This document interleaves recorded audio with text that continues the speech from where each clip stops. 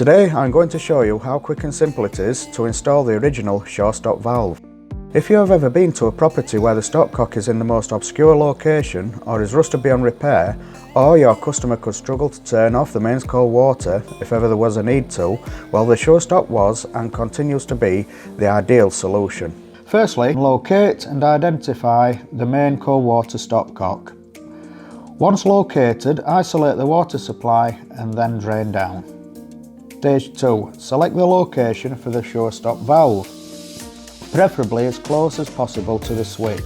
Stage 3. Once the location is selected, remove a 55mm section of pipe to accept the Surestop valve. Make insertion marks 25mm from each pipe end. Don't forget, always use pipe stiffeners with plastic pipe. Insert the pipes into the Surestop valve and confirm correct insertion using the insertion marks. Stage 4. Select the location for the Surestop remote switch.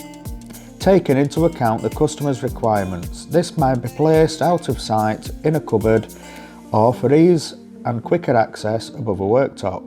Mark out using the template provided and fix using the screws from the pack. Stage 5. Measure the distance between the Surestop valve and the remote switch and cut the pipe to size using the blue cutting guide provided. Connect the pipes into both the valve and remote switch.